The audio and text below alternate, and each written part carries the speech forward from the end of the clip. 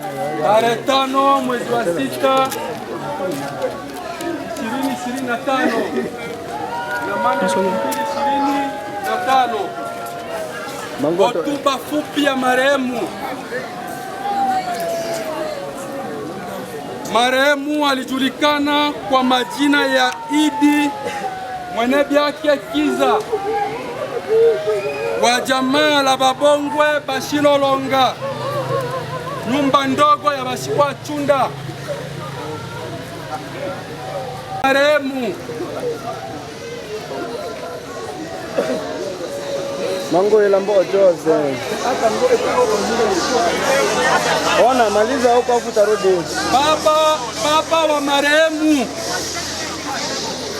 anaitwa Kiza Fataki.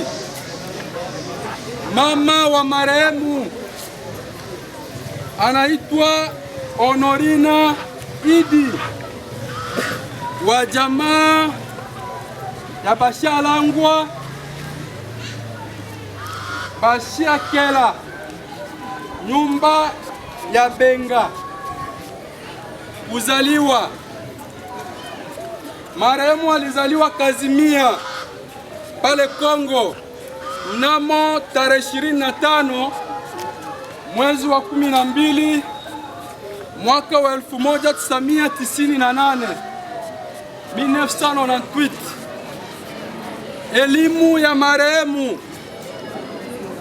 Marehemu alipata diplome kwenye fani ya ualimu pedagogie pale Lycée de la Paix. Kuoa. Marehemu alioa mke mmoja aitwaye kwa jina la Carolina Aochi wa jamaa ya Bashama Kolo, nyumba ya Ombe Bashia. Walibahatika kuzaa mtoto mmoja wa kiume aitwaye kwa jina la Kiza Idi. Kazi alizozifanya marehemu.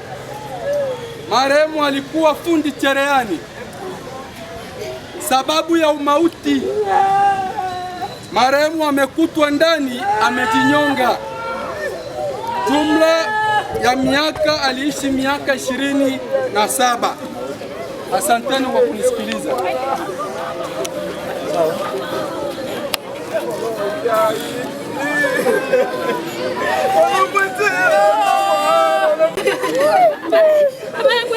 Weti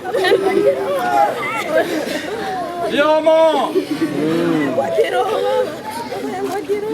ni kwamba sina mengi sana ya kuongea, sababu moyo unaumia sana, mioyo inaumia sana. Nilipofuata hotuba yake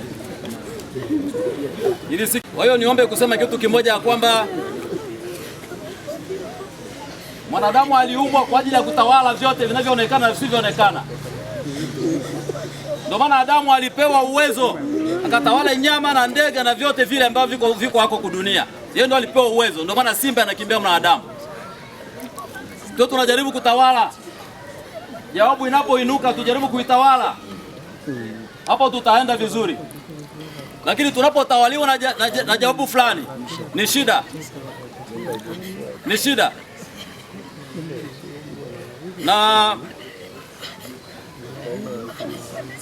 wanasema kwamba kuna magari mengi kwa Bwana, kila mtu na ya kwake.